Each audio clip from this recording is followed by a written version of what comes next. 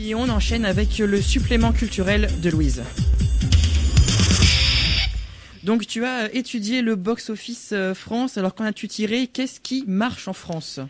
Oui, alors en effet, cette semaine, je me suis intéressée au box-office de l'année 2013 et j'ai remarqué avec beaucoup de regret que ce qui plaît aux Français va à l'encontre de ce qu'est à la base le cinéma et j'irai même plus loin, va à l'encontre de ce qu'est l'art, à savoir la créativité, le partage et la réflexion autour d'une œuvre.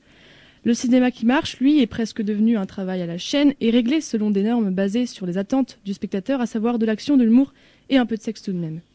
En reprenant le box-office depuis 6 mois, on remarque donc que seulement des comédies françaises ou des films d'action dépassent le million d'entrées, des films dont le premier but n'est pas l'art mais l'argent, des films comme Iron Man 3, Fast and Furious 6, Les Profs, Bull Bill et certainement bientôt Very Bad Trip 3.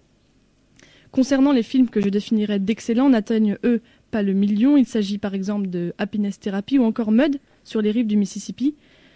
Bien sûr, il y a des exceptions, mais celles-ci ne font que confirmer la règle, comme par exemple Lincoln ou Django Unchained qui ont connu des succès dans les salles, tout en étant des films authentiques et non des suites.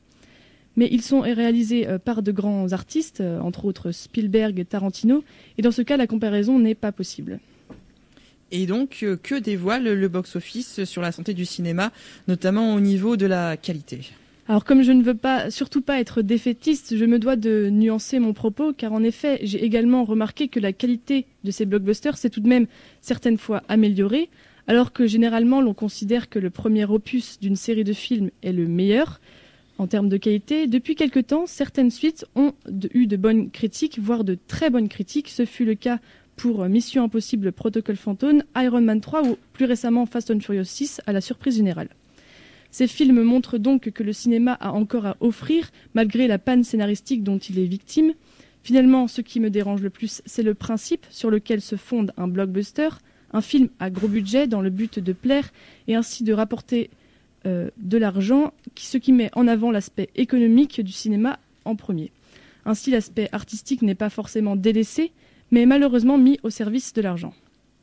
Les films à petit budget sont-ils ainsi en danger face à cette omniprésence du blockbuster ?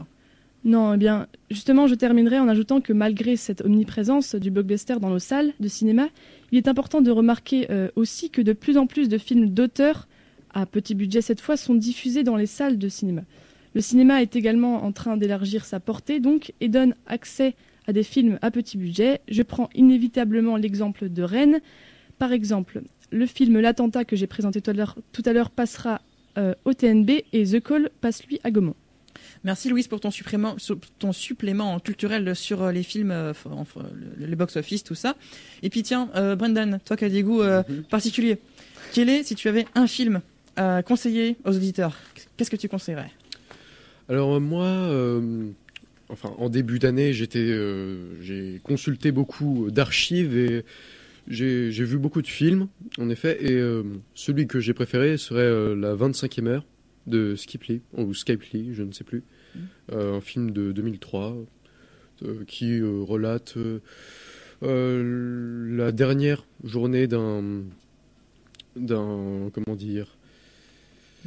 quelqu'un qui va aller en prison, voilà, simplement, et il passe sa dernière soirée avec ses amis, et ça relate aussi assez bien ce qui s'est passé, la vie de tous les jours des citoyens new-yorkais après les attentats du 11 septembre 2001.